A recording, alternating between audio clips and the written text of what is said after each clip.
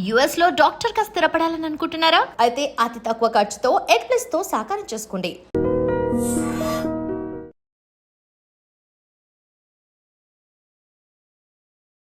Doctor గారు నమస్తే అండి. నమస్తే. ఎస్ డాక్టర్ గారు, డయాబెటీస్ ఇది పెద్ద సబ్జెక్టే కాదు, ఇది ఒక పెద్ద లైఫ్ స్టైల్ డిజార్డరే. సో మ్యాక్సిమం అందరి ఇళ్ళలో ఒక డయాబెటిక్ పేషెంట్ని అయితే చూస్తూ ఉన్నాము. ఎందుకు ఇంతలా డయాబెటీస్ అనేది వచ్చింది? డయాబెటీస్ అనేది అందరికీ తెలిసిందే, మీరు కూడా అదే చెప్పారు. It's a life style disease. So మన సెడెంటరీ లైఫ్ స్టైల్ వల్ల, లేదంటే మనం ఫిజికల్ ఇన్యాక్టివిటీ అని చెప్తాము, and high calorie food consumption వల్ల ఈ మధ్యకాలంలో ఎక్కువగా కనిపిస్తోంది. సో యంగ్ అడల్ట్స్, ఇదివరకు అంటే అబౌవ్ 40 వాళ్ళకి చెక్ చేసుకోమని చెప్పేవాళ్ళం.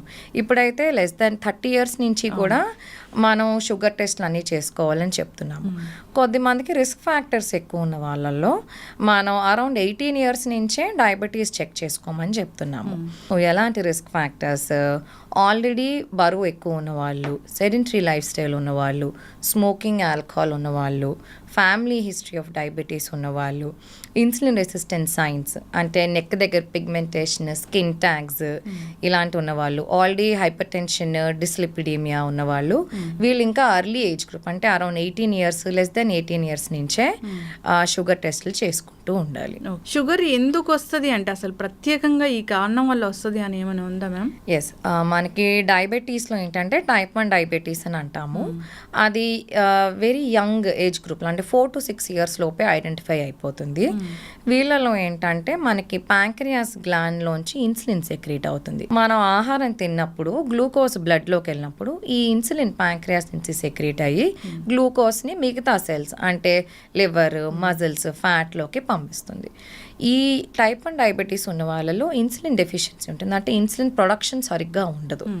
సో ఇన్సులిన్ లేకపోయేసరికి వాళ్ళు తిన్న ప్రతి మీల్ తర్వాత షుగర్ లెవెల్స్ బ్లడ్లోనే ఉండిపోతాయి అండ్ లెవెల్స్ పెరుగుతూ ఉంటాయి. సో ఇది టైప్ 1 డయాబెటీస్.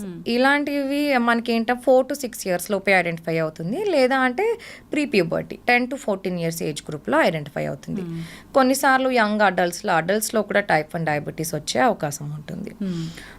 ఇది ఆటోఇమ్యూన్ కండిషన్ లేదా జెనెటిక్ ప్రీడిస్పోజిషన్ ఉంది అని చెప్తాము. అంటే టైప్ 2 డయాబెటీస్ కూడా, టైప్ 2 డయాబెటీస్ జనరలీ ఏంటంటే relatively late in onset, adult onset, above 30 years 40 years ఉంటుంది. వెయిట్ ఎక్కువ ఉన్న వాళ్ళలోనూ, already comorbid conditions, risk factors ఎక్కువ ఉన్న వాళ్ళలో వచ్చే అవకాశం ఉంటుంది. దీని కాజ్ ఏంటి? ఇన్సులిన్ రెసిస్టెన్స్ అని చెప్తాం. మనం ఇలాగే ఆహారం తీసుకున్నప్పుడు షుగర్ బ్లడ్లో లెవెల్స్ పెరుగుతాయి. సో ఇన్సులిన్ ప్రొడ్యూస్ అవుతుంది. ఇన్సులిన్ వచ్చి ఈ మిగతా సెల్స్లోకి షుగర్ని పంపిస్తుంది. ఈ ఇన్సులిన్ రెసిస్టెన్స్ ఉన్న వాళ్ళలో ఏంటంటే మిగతా సెల్స్ సరిగ్గా గ్లూకోజ్ని తీసుకోలేవు. సో మన బాడీ ఏంటి, ఓహో షుగర్ ఇంకా శరీరంలో ఎక్కువగానే ఉందని చెప్పి ఇన్సులిన్ ప్రొడ్యూస్ చేస్తూనే ఉంటుంది. సో దీన్ని ఇన్సులిన్ రెసిస్టెన్స్ అని అంటాం. వీళ్ళలో షుగర్ లెవెల్స్ ఎక్కువ ఉంటాయి, ఇన్సులిన్ లెవెల్స్ ఎక్కువగానే ఉంటుంది. సో ఇది జనరలీ అగైన్ రిస్క్ ఫ్యాక్టర్స్ ఎక్కువ ఉన్న వాళ్ళలో ఎక్కువ ఉంటుంది. ఈ రీసెంట్ టైమ్స్లో మనం sedentary life style, over weight, obesity and habits వల్ల ఎక్కువ అవుతుంది ఇన్సులిన్ రెసిస్టెన్స్. సో అందుకే 30-40sలోనే వస్తుంది ఇది. ఎస్. ఇప్పుడు డయాబెటీస్ మీరు చెప్పిన లక్షణాలు కనిపించాయి అంటే వెంటనే టెస్టులు చేసుకోవాల్సిందేనా doctor garu? Yes, like I said, diabetes ఒక లక్షణాలు ఏంటంటే మనకి ఆకలి ఎక్కువ ఉంటుంది, దాహం ఎక్కువ ఉంటుంది, యూరిన్ ఎక్కువ వస్తూ ఉంటుంది, యూరినరీ ఇన్ఫెక్షన్స్ ఎక్కువ ఉంటాయి, ఏమైనా దెబ్బ తగిలితే తొందరగా మానదు, బ్లరింగ్ ఆఫ్ విజన్ అంటే విజన్ సరిగ్గా ఉండదు, frequent vaginal infections, urinary tract infections ఇలాంటివి ఎక్కువ ఉంటాయి. బాగా నీరసం ఉండడము, లేదంటే బాగా వెయిట్ లాస్ అవ్వడము, బాగా తిన్నా కూడా వెయిట్ లాస్ అవ్వడము, ఇలాంటి లక్షణాలు ఉంటాయి. ఇలాంటి లక్షణాలు ఉన్న వాళ్ళు డెఫినెట్లీ షుగర్ టెస్ట్ చేసుకోవాలి. లక్షణాలు లేకుండా కూడా మనం అందరూ 30 years దాటినప్పటి నుంచి షుగర్ టెస్ట్ చేసుకుంటూ ఉండాలి. ఇప్పుడు టైప్ 2 డయాబెటీస్ లక్షణాలు కనిపించినప్పుడు టెస్ట్ అంటే ఏముంటుంది అసలు? మనకి బ్లడ్ షుగర్ టెస్ట్ చేస్తామండి. ఫాస్టింగ్ శాంపిల్ తీసుకుంటాము, post lunch 2 hours after food sample తీసుకుంటాము, లేదంటే ర్యాండమ్ శాంపిల్ కూడా తీసుకుంటాము.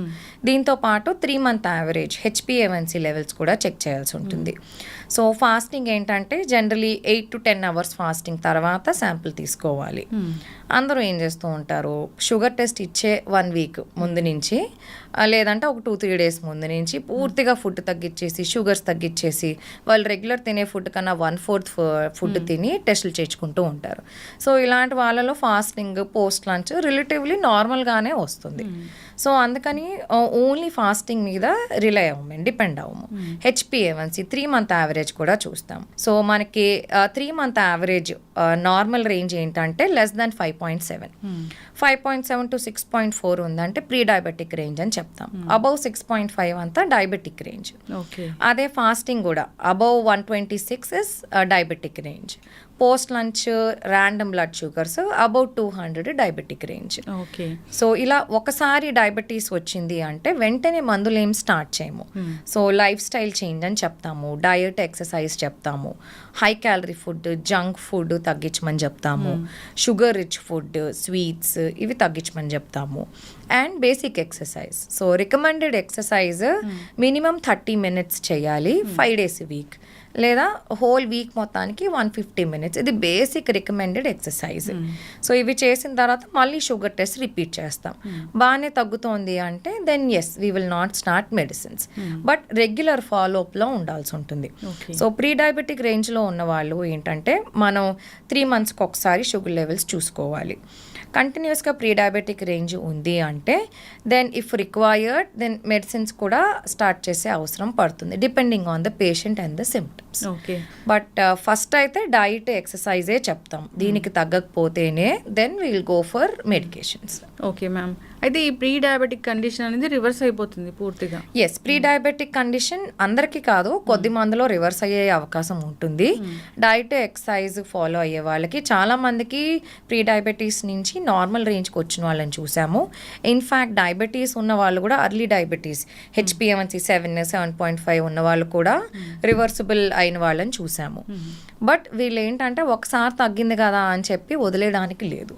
ఫ్రీక్వెంట్గా షుగర్ టెస్ట్లు HbA1c లెవెల్స్ చెక్ చేసుకుంటూ ఉండాలి. So that your always under constant monitoring. In case sugar levels పెరుగుతుందంటే ఇంకొంచెం డైట్ ఎక్సర్సైజ్ ప్రాపర్గా ఫాలో అప్లో ఉండాలి. జనరల్గా షుగర్ వచ్చింది టాబ్లెట్స్ ఇచ్చారు డాక్టర్ గారు అన్నప్పుడు ఎన్ని మంత్స్కి ఒకసారి ఫాలోఅప్ అనేది ఉంటుంది? అదే ఫస్ట్ షుగర్ వచ్చినప్పుడు? ఎస్, సో మనకి షుగర్ పేషెంట్ ఒక షుగర్ లెవెల్స్ బట్టి డిపెండ్ అయి ఉంటుందండి. సో మనకి HbA1c అరౌండ్ 7 లోపు ఉందనుకోండి, డైట్ ఎక్సర్సైజ్ చెప్తాము. అండ్ 7 దాటేసింది, 7.58 అలా ఉన్నాయి, దెన్ బేసిక్ మెడిసిన్ స్టార్ట్ చేస్తాము along with diet and exercise. 1 monthలో ఫాలోఅప్ రమ్మంటాం. బాగానే కంట్రోల్లోకి వస్తుందంటే అదే డోస్ కంటిన్యూ చేస్తాం. మళ్ళీ ఒక 2-3 monthsలో రివ్యూకి రమ్మంటాం. సో మనకి షుగర్ లెవెల్స్ రెగ్యులేట్ అయ్యేంత వరకు ఫ్రీక్వెంట్ మంత్లీ విజిట్స్ రమ్మని చెప్తాం. ఒకసారి కంట్రోల్లోకి వచ్చేసిన తర్వాత 3 monthsకి ఒకసారి రమ్మని చెప్తాం. ఓకే మ్యామ్, ఇప్పుడు చాలా షుగర్ వచ్చింది లెవెల్ అన్నప్పుడు ఒక టైప్ ఆఫ్ మెడిసిన్ అనేది రాస్తారు. అంటే మెడిసిన్ వాడుతూ వాళ్ళకి కాస్త తగ్గుతుంది అనేది అంటే ఎట్లా మానిటరింగ్ అనేది ఎట్లా ఉంటుంది? 1 month అన్నారు, 1 month మానిటరింగ్ అనేది ఎలా ఉంటుంది? సో మనకి బాగా ఎక్కువ షుగర్స్ ఉన్న వాళ్ళు, షుగర్ ఫ్లక్చువేషన్స్ ఉన్న వాళ్ళలో కంటిన్యూస్ గ్లూకోజ్ మానిటరింగ్ అని ఉంటుంది. సో చిన్న ప్యాచ్ లాంటిది ఉంటుంది, మన స్కిన్కి అటాచ్ చేస్తారు. అది 7 days 5 days 7 days మానిటరింగ్ చూస్తాం. సో ఏ టైంలో ఫ్లక్చువేషన్స్ ఉన్నాయో చూసుకుంటాం. దాన్ని బట్టి కొంచెం మందులు అడ్జస్ట్మెంట్ అవి చేస్తాం. ఇది బాగా ఫ్లక్చువేషన్స్ ఎక్కువ ఉన్న వాళ్ళలో ఇది సజెస్ట్ చేస్తాం. ఇది కాకుండా హోమ్ గ్లూకోజ్ మానిటరింగ్ అని చెప్తాం. అంటే ఇంట్లో గ్లూకోమీటర్ చాలా మందికి అలవాటు అయ్యే ఉంటుంది, ఎందుకంటే every family has a diabetic patient. చిన్న గ్లూకోమీటర్ ఉంటుంది, ఒక చిన్న ప్రిక్తో మనం 1 drop ఆఫ్ బ్లడ్తో చూసుకోవచ్చు. So weekly once fasting levels చూసుకుని మాకు 1 monthలో రమ్మని చెప్తాము. లేదు ఫ్లక్చువేషన్స్ ఇంకా ఎక్కువ ఉన్నాయంటే ఎవ్రీ 2 daysకి ఒకసారి 3 daysకి ఒకసారి గ్లూకోమీటర్తో చూసుకుని చార్ట్లా మెయింటైన్ చేసుకుని ఫాలో అప్ రమ్మని చెప్తాము. ఓకే, ఈ గ్లూకోమీటర్తో చెక్ చేసుకునేటప్పుడు చేసే తప్పులు ఏమైనా ఉంటాయా? సో మనం ఏంటంటే అన్నిసార్లు గ్లూకోమీటర్ యాక్యురేట్ వాల్యూ ఇవ్వదు. సో కొంచెం 5 to 10 ఇటు అటు అవుతూ ఉంటుంది, but that is okay. In case బాగా గ్రాస్ ఎర్రర్ చూపిస్తోంది అంటే మటుకు then regular lab sampling is recommended. Pre కానీ పోస్ట్ కానీ లంచ్ అని చెప్తారు కదా ఈ బ్లడ్ టెస్ట్ చేసుకునేది, అంటే అప్పుడు ఏం మిస్టేక్ చేస్తాం ఇంట్లో చేసుకునేటప్పుడు? అంటే తిన్న వెంటనే చేసుకోవడం అట్లా చేస్తే కనుక ఖచ్చితమైన వాల్యూస్ రావనేది ఏమైనా ఉంటుందా? ప్రెగ్నెన్సీలో ఇన్నిసార్లు ఫ్రీక్వెంట్ మానిటరింగ్ చెప్తాము. సో వాళ్ళకి ఏంటంటే because babies growth is dependent on that. So మనం బ్రేక్ఫాస్ట్ ముందు తర్వాత, లంచ్ ముందు తర్వాత, డిన్నర్ ముందు తర్వాత చెప్తాము.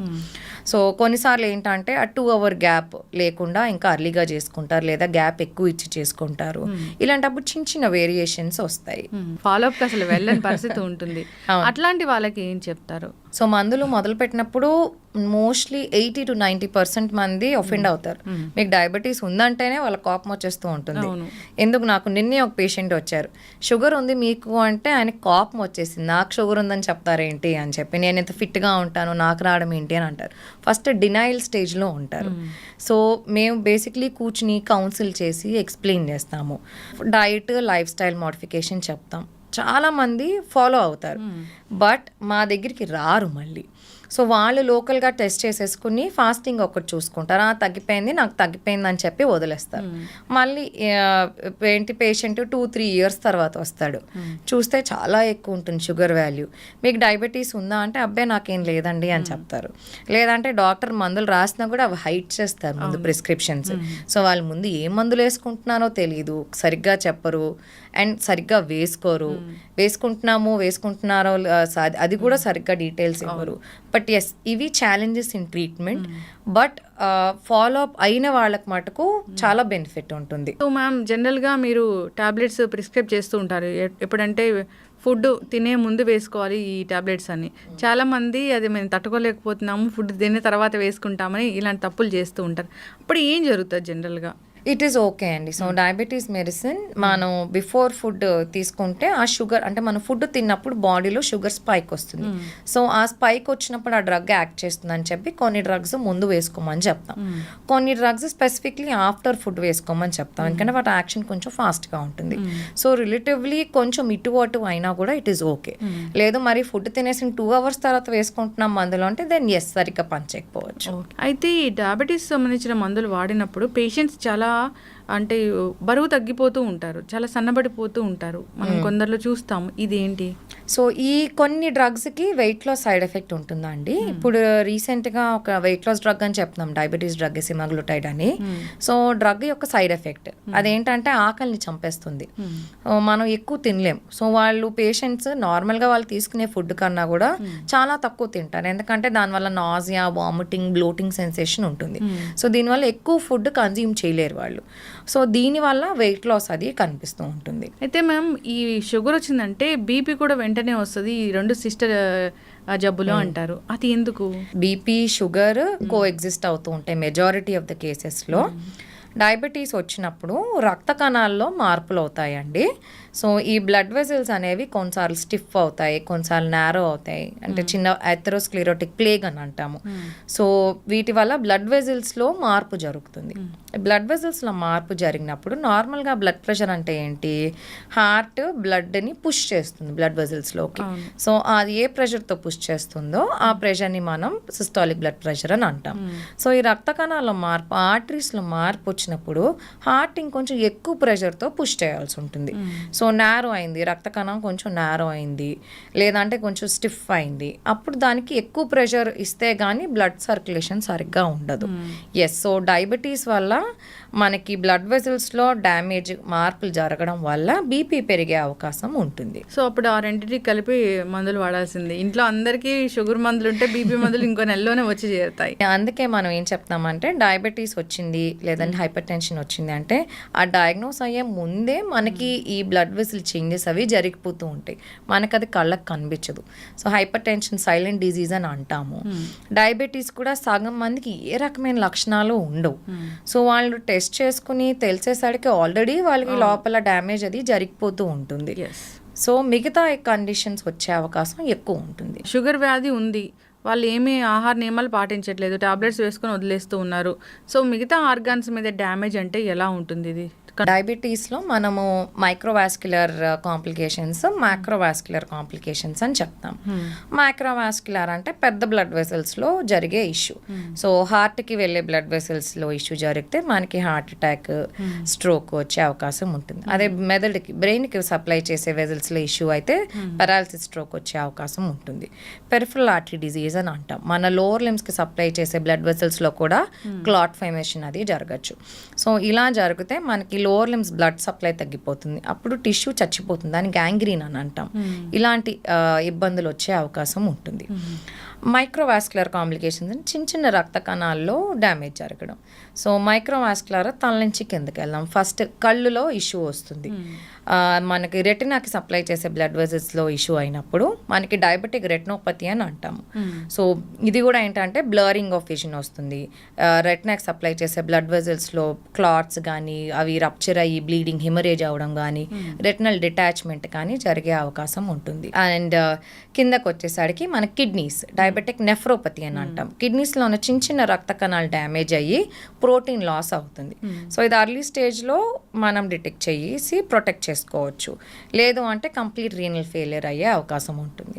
అండ్ పెరిఫరల్ న్యూరోపతి అని అంటాం. నర్వ్స్ డ్యామేజ్ అవ్వడం, పెరిఫరల్ నర్వ్స్. దీనివల్ల స్పర్శ తగ్గిపోవడం, చేతుల్లో అరికాల్లో స్పర్శ తగ్గిపోవడము. స్పర్శ తగ్గిపోవడం వల్ల మనకి ఏమైనా దెబ్బ తగిలితే తెలియదు వాళ్ళకి.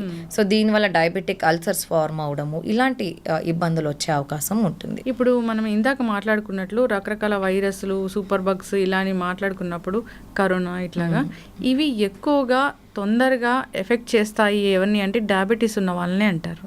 అంటే వాళ్ళకి ఇమ్యూనిటీ కూడా తగ్గిపోయినట్లేనా? ఎస్, క్రానిక్ కండిషన్ అని చెప్తామండి డయాబెటీస్ అనేది. సో కాన్స్టెంట్గా బ్లడ్ షుగర్ లెవెల్స్ ఎక్కువ ఉన్న వాళ్ళల్లో ఇమ్యూనిటీ లెవెల్స్ ఒక పొట్టు తక్కువ ఉంటాయి. ఫ్రీక్వెంట్ ఇన్ఫెక్షన్స్ వచ్చే టెండెన్సీ కూడా ఎక్కువ ఉంటుంది. సో ఆల్వేస్ డయాబెటీస్ ఉన్నవాళ్ళు, షుగర్ కంట్రోల్లో ఉన్నవాళ్ళు ఓకే, షుగర్ అన్కంట్రోల్లో ఉన్న వాళ్ళలో మటుకు ఇన్ఫెక్షన్స్ వచ్చే టెండెన్సీ ఎక్కువ ఉంటుంది. మోస్ట్ కామన్ మనకి డయాబెటీస్ ప్రెజెంటేషన్ ఎలా అంటే యూరినరీ ఇన్ఫెక్షన్తో వస్తారు. Almost females, middle aged females, సగం మంది ఫీమేల్ డాక్టర్కి వచ్చి నాకు గైనిక్ ఇష్యూ ఉందండి అని చెప్తారు. ఏమిటి అని చూస్తే యూరినరీ ఇన్ఫెక్షన్ ఉంది, అది వాళ్ళు గైనిక్ ఇష్యూ అనుకుని గైనిక్ దగ్గరికి వెళ్తారు మెజారిటీ ఆఫ్ ద టైం. మనం చిన్న యూరిన్ టెస్ట్ కానీ చేస్తే దానిలో షుగర్ లెవెల్స్, పస్ లెవెల్స్ ఎక్కువ ఉంటాయి. ఏమిటా షుగర్ లెవెల్స్ ఎక్కువ ఉన్నాయని ఈ షుగర్ టెస్ట్ చేస్తే డయాబెటీస్ ఉంటుంది.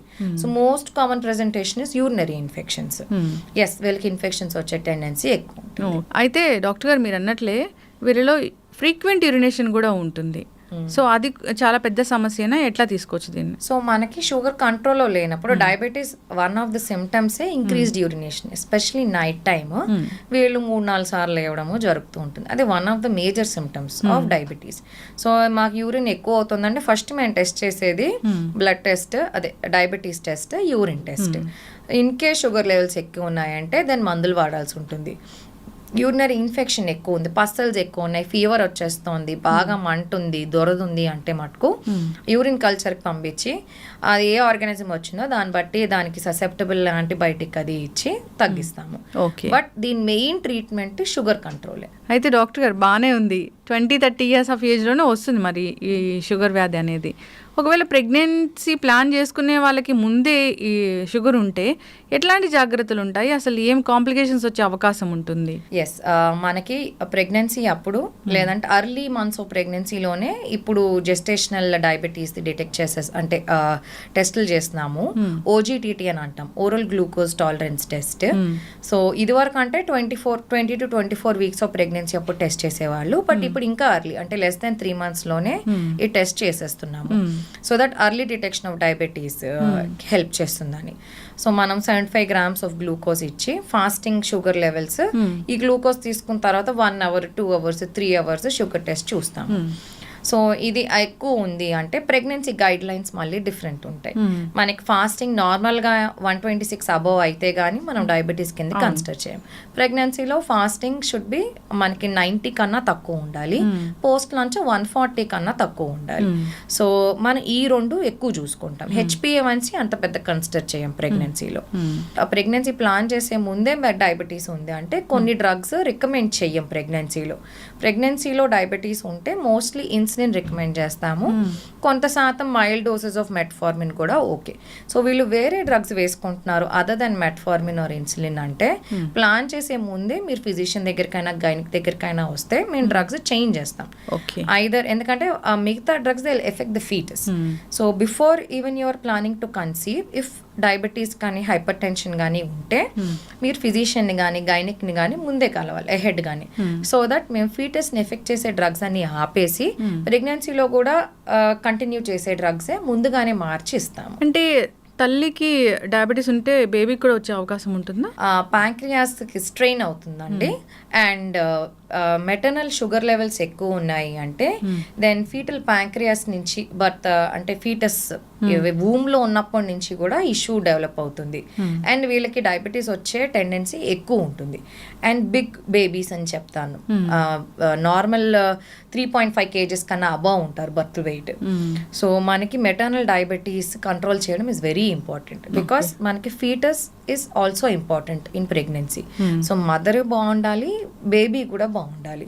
సో బేబీ ఓవర్ వెయిట్ గా పుట్టిన బేబీ ప్యాంక్రియాస్ ఎఫెక్ట్ అయినా కూడా వాళ్ళకి తర్వాత ఇబ్బంది వస్తుంది. సో ఇది లేకుండా మెటర్నల్ షుగర్స్ కంట్రోల్ ఉండడం చాలా important. So 60 years of age లో ఇలాంటి డయాబెటీస్ ఉంది అన్నప్పుడు ఖచ్చితంగా వీళ్ళు ఈ జాగ్రత్తలు తీసుకోవాలంటే ఏం చెప్తారు? మనకి డయాబెటీస్ అంటే ఫస్ట్ డైట్ ఎక్సర్సైజ్ ఏనండి. సో హై క్యాలరీ ఫుడ్ అంటే ఇప్పుడు బాగా జంక్ ఫుడ్ తింటున్నారు, బయట ఫుడ్ తింటున్నారు. హైదరాబాద్లో biryani most common. So weekly thrice బిర్యానీలు తినేస్తూ ఉంటారు. ఇలాంటి high calorie food junk food తగ్గించాలి. అండ్ ప్రోటీన్ ఫైబర్ పెంచాలి డైట్లో. సో ప్రోటీన్ అంటే ఇప్పుడు వెజిటేరియన్స్ అంటే కూడా మనం one cup of dal is equal to 10 grams of protein. So vegetarians కూడా ప్రోటీన్ అడిక్వేట్ తీసుకోవచ్చు. ప్రోటీన్ కన్జంప్షన్ బాగుండి ఫైబర్ ఎక్కువ అంటే పీచు పదార్థాలు కూరలు అవి ఎక్కువ తింటే దెన్ రిలేటివ్లీ షుగర్ కంట్రోల్లోకి వస్తుంది. And exercise like I mentioned earlier minimum 150 minutes in the whole week లేదా 30 minutes 5 days a week చేయాలి. ఇది బేసిక్ ఎక్సర్సైజ్. దీంతో పాటు రెసిస్టెన్స్ ట్రైనింగ్ అని చెప్తాం.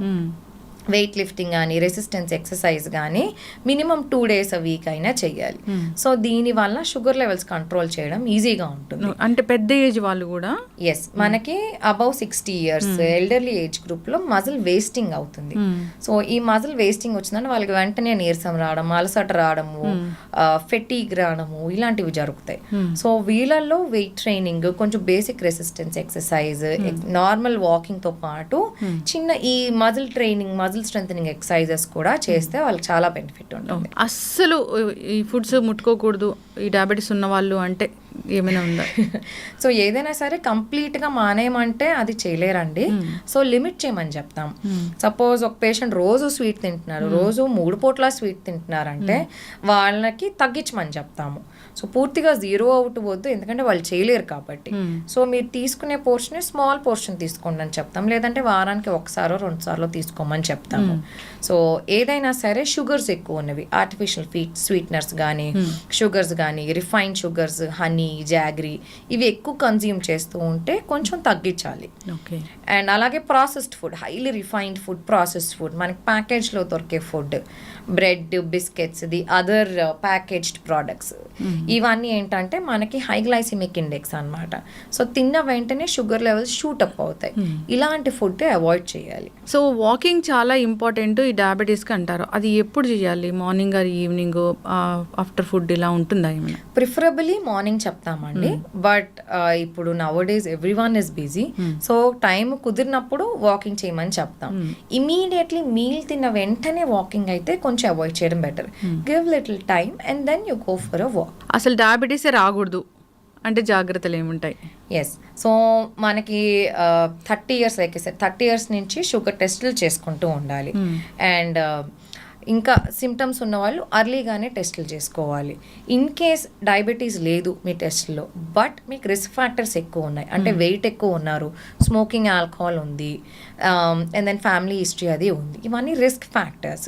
సో షుగర్ లేకపోయినా కూడా మీకు రిస్క్ ఫ్యాక్టర్స్ ఉంటే మీకు ఫ్యూచర్లో డయాబెటీస్ వచ్చే టెండెన్సీ ఎక్కువ ఉంటుంది.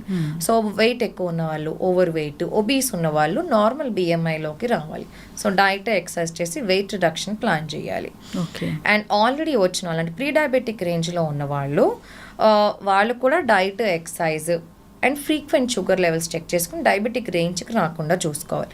ఆన్లీ డయాబెటీస్ ఉన్నవాళ్ళు కాంప్లికేషన్స్ రాకుండా, అంటే మన kidney damage, nerve damage, retina damage ఇలాంటివి రాకుండా ఫ్రీక్వెంట్గా మిగతా టెస్టులు అంటే kidney functioning test, retina I examination మిగతావి రెగ్యులర్గా చేయించుకుంటూ ఉండాలి. ఆల్రెడీ మిగతా ఆర్గన్స్లో ఇష్యూ కూడా మొదలైన వాళ్ళు ఫర్దర్ ఫెయిలియర్ రాకుండా చూసుకోవాలి. వాళ్ళు ఇంకా కాన్స్టెంట్ ఫాలోఅప్లో ఉండాలి. ఎస్, ఖచ్చితంగా మ్యామ్ జాగ్రత్తలు అయితే తీసుకోవాలని కోరుకుందాం. జనరల్గా డయాబెటీస్ ఉన్న వాళ్ళకి వచ్చే కాంప్లికేషన్స్ చాలానే ఉంటాయి. బికాస్ ఆఫ్ మీరు చెప్పినట్లు ఫాలోఅప్కి రాకపోవడము, మందులు అదే పనిగా వాడుతూ ఉండడము, కంటిన్యూస్గా ఒక 3 monthsకి రాస్తే 6 months వరకు వాడడము, సో మందులు స్కిప్ చేయడము, ఒక 2 రోజులకు ఒకసారి మందులు వేసుకునే వాళ్ళని కూడా మనం చూస్తూ ఉంటాము. వాళ్ళే డిసైడ్ అయిపోతూ ఉంటారు, నాకు షుగర్ డౌన్ అయిపోయింది సో నేను ఆపేయాలి ఇలాగా. అట్లా కాదు, డాక్టర్ ఏం చెప్తారో అది ఫాలో కావాలి. అది తగ్గించుకునే జబ్బు అయితే కాదు. సో జనరల్గా ఆహార నియమాలు పాటిస్తూ కంట్రోల్ చేసుకోవడమే. మీరు అన్నట్లు ప్రీ డయాబెటిక్ కండిషన్ ఏదైతే ఉందో దాన్ని అయితే రివర్స్ చేయొచ్చు, పూర్తి స్థాయిలో తగ్గించవచ్చు. అది కూడా మెయింటెనెన్స్ అనేది ఉండాలి, ఫాలోఅప్లోకి రావాలి వీళ్ళు. టైప్ 1 డయాబెటీస్ వచ్చిందంటే ఇంకా అది ఇన్సులిన్ మాత్రమే ఉంటుంది. జాగ్రత్తలు అయితే కంపల్సరీగా తీసుకోవాలి. సో ఓవరాల్గా ఇదొక ఆటో ఇమ్యూన్ డిజార్డర్ టైప్ 1 అనేది జెనెటికల్గా కూడా వస్తుంది. జాగ్రత్తలు తీసుకోవాలని కోరుకుందాం మేడం. చాలా చక్కటి ఇన్ఫర్మేషన్, ధన్యవాదాలు. Thank you. And for more videos, Please subscribe to iDream. Please subscribe to iDream. Please subscribe iDream. And please subscribe to iDream. For more videos, subscribe to iDream. Please like, share and subscribe to the channel. Congratulations, iDream. Subscribe to iDream. Subscribe to iDream. so subscribe to iDream Media. iDream team andarki huge congratulations. Please subscribe iDream Media. Please subscribe to iDream. Subscribe iDream. Please subscribe to iDream. iDream అంటే నా కళల ఛానల్ను subscribe చేసుకున్న నోరు తిరుగుతలేదు, మీరైతే గంట గుర్తు కొట్టండి. For more such videos, please subscribe to iDream. Subscribe to iDream. Please subscribe to iDream. Please subscribe iDream Media. Please do subscribe to iDream. Please subscribe to iDream Media. For best entertainment and information, please subscribe iDream. And don't forget to subscribe to iDream.